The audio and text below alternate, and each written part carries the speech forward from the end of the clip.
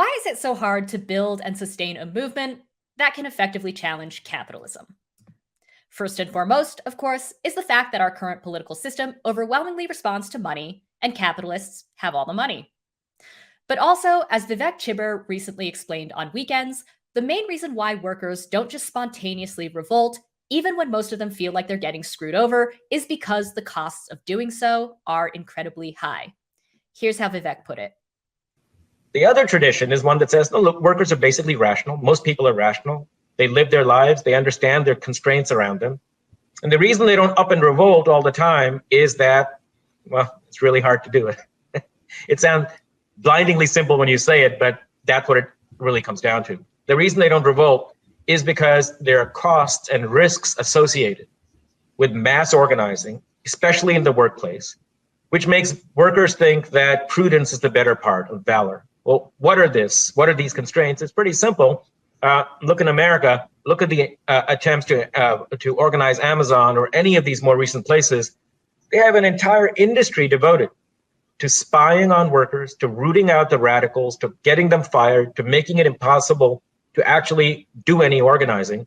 Every worker knows this, and every worker knows that if he's given a choice between taking the risks of actually organizing and, on the other hand, instead keeping his head down, doing the best he can, even though it's a shitty job, even though it's a shitty wage, he'd rather have that shitty wage than having none at all. Now, that means that the fundamental reason that workers don't spontaneously, collectively organize, make unions, fight fights for their wages or even overthrow the system is because it is materially constrained. It is really hard for them to undertake all the risks and bring together all the resources it'll take to survive any kind of real battle against their employer.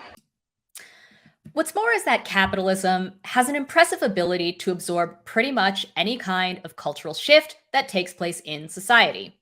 Capitalism is extremely adaptive and very good at neutralizing ideological opposition.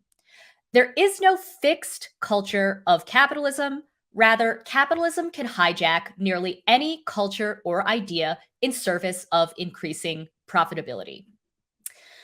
In their book, The New Spirit of Capitalism, sociologists Luke Boltanski and Eve Capello argue that capitalism has built-in measures to maintain its legitimacy, and that capitalists will always find ways of turning critiques of the status quo into something that actually reinforces capitalism. So take the rise of neoliberalism. In the 1960s, the New Left famously criticized the conformist and soul-sucking aspects of post-war capitalism, such as corporate culture and mass consumerism, company men, and suburban white picket fences. As the New Left saw it, these features of capitalism stifled the individual and suppressed creativity and authenticity. And they weren't wrong. But as Boltanski and Capello argue, over time, management experts found ways to draw from this New Left critique of post-war capitalism to justify and legitimize a new and arguably worse kind of capitalism.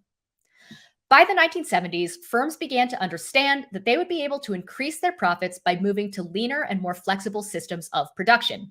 They found that they could actually save on labor costs by moving away from traditional company structures and embracing things like outsourcing, part-time scheduling, decentralized work environments full of freelancers, temps, and subcontractors. And savvy capitalists realized that this new arrangement could simultaneously accommodate workers' desires for more job flexibility, less hierarchy, and more freedom to express themselves at work. Management experts insisted that this new flexibility would free employees from the shackles of corporate conformity and allow them to realize their potential for individuality and entrepreneurialism. But the problem for workers, of course, was that this exciting and flexible new way of organizing work also came with frozen wages and reduced benefits, little to no job security, and a sustained assault on organized labor. In other words, this exciting and flexible new way of organizing work was not only able to absorb and reconfigure much of the New Left's critique of capitalist culture, but ultimately also set the stage for the extreme economic inequality and precarity that we see today. So what kind of resistance to capitalism do you get when, on the one hand, more and more of life is subject to market forces, and on the other hand, the only things that have effectively challenged capitalism in the past, namely the labor movement and the welfare state, have both been decimated? Well, we get this. we also get this. And oh God, we also get this.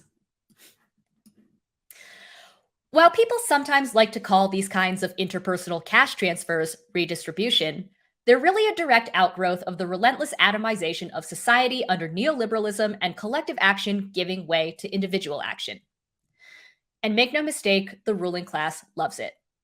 What could be better than guilty middle class people or even some individual wealthy people Venmoing away a percentage of their income under the guise of redistribution, while corporations and billionaires offshore obscene amounts of wealth continue to capture the lion's share of new economic gains and push for further privatization of the few public services we have left? The point here is this: individual action cannot overturn capitalism. Changing the way you think about money or work or society cannot overturn capitalism. In other words, challenging capitalism on a cultural level will never be effective because the capitalist system is set up to be infinitely malleable and therefore capable of absorbing any cultural change. So, Kale, first of all, please Venmo me for the emotional labor of explaining that to you. Yeah, we just call that your paycheck. Yeah. Jen, Oh, yeah, you've been getting these checks in the mail. It's settled then. Capitalism's over. Wait. Yeah. Yeah, don't you have everything you need? Right. Yeah, I mean it's so strange, and it just speaks to like how, I don't know, broken and limited the left has been in the last few decades, that like the charge has been, capitalism.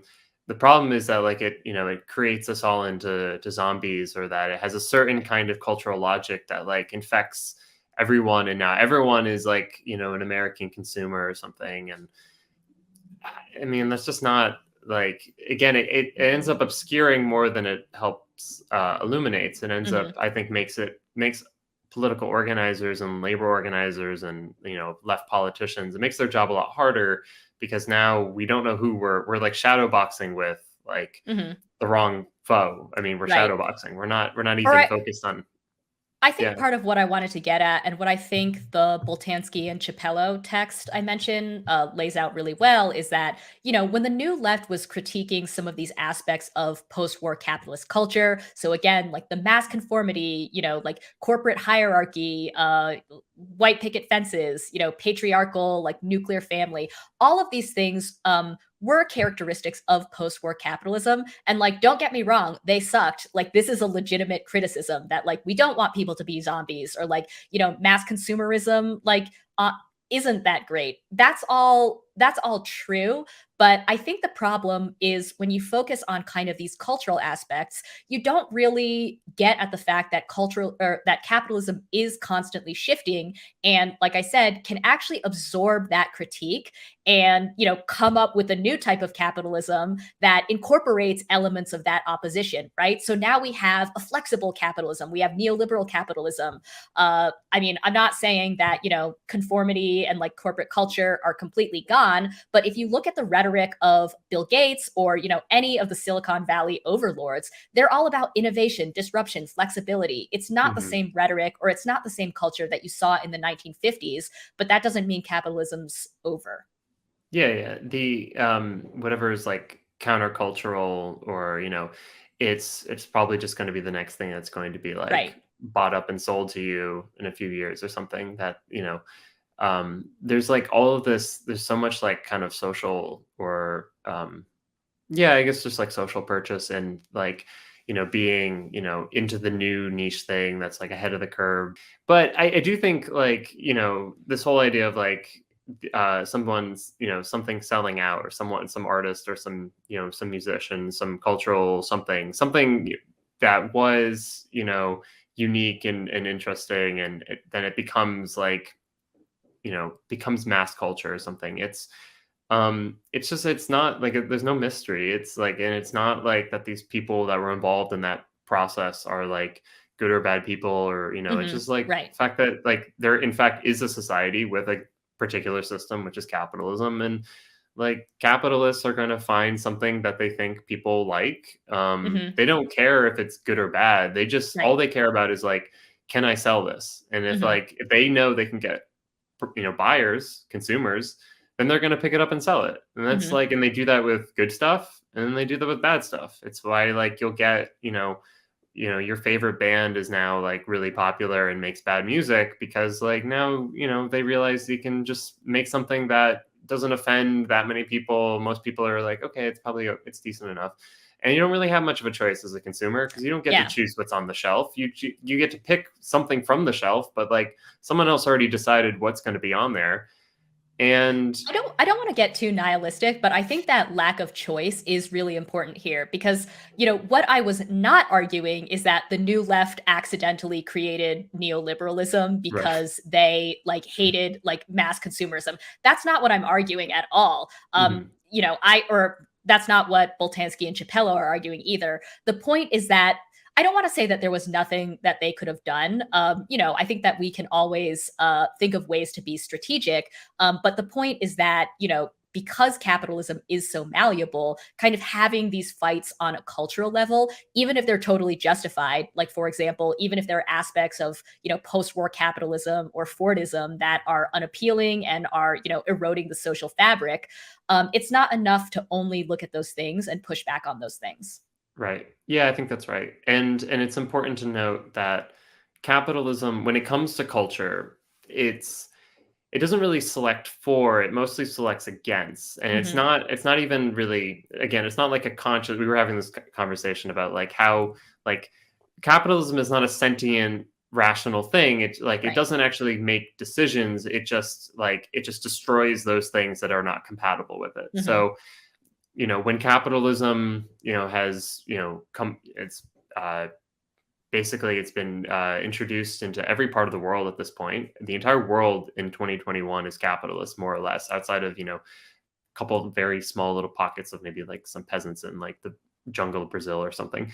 Outside of that, the entire world is capitalist. And when it faces all these different cultures with all these different traditions and ideas about the world and religions and, practices that have been going back for however bit long, centuries, however many generations, capitalism, the actual capitalists that are compelled to to maximize profit because of capitalism, they don't care what you believe. They don't care what you do. They don't care what you think. All they care about, first and foremost, is that you show up to work the next day.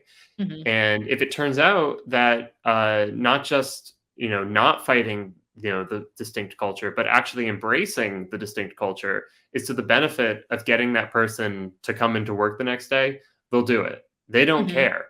So they negatively select against cultures. They say that which is, useful to us making a profit, you can stay. That which, the cultural ideas that say, I don't really work that much. I'd rather, take some time off and, or my religion says I have to pray, however many times a day, all day long. That stuff's not going to stay. Not because like capitalists are bad people that, are cultural chauvinists. They are, like a lot of them are, but like, they don't do it because of that. They do it because like they say, I need a profit and I need you as my workforce to show up tomorrow. And if you don't, well then, I don't know, you can starve. That's your option. So like, and that's why we're anti-capitalist, because we think that's awful. It's a horrible way to run a society. But like just changing your cultural practice to say like, I don't like this. I'm going to do something either that is like performatively against this, or that is like, I'm going to do something, when I'm not involved in the labor process, when I'm like outside of work and I'm going to like express my anti-capitalism through like some cultural expression or something. It doesn't do anything to capitalism, because he didn't deal with the actual fact that like the distinctive feature is the fact that you're stuck laboring on a market and that you have to sell your labor to a boss, that you have to show up to work every single day. Otherwise you starve. Unless you deal with that problem, you're not dealing with capitalism. And I want to, underscore, I mean, this is probably obvious to anybody who's watching the Jacobin show, but you can only deal with that fundamental problem through collective action. Like there's no individual action. I mean, it's like, sure, you can quit your job or, you can go get a better job. And don't get me wrong, you should absolutely do those things if you don't like that job. But this was something that Vivek was talking about on, the Weekend show when he was on. I didn't excerpt this part of the clip, but, he talks in By the way, he has a Jacobin essay on this as well. So if you missed the weekend show, definitely check out the article in Jacobin, or you can check out the show on YouTube. But the point being that he makes a really good point that capitalism is set up in such a way that it forces workers into confrontation with the boss, but it also sort of sets them up to resist in ways that are individual rather than collective. And so again, that just kind of feeds back into the system, and that's why capitalism continues to be sort of self-sustaining. If you like this video from The Jacobin Show, please hit like and subscribe and share with your friends. Thanks.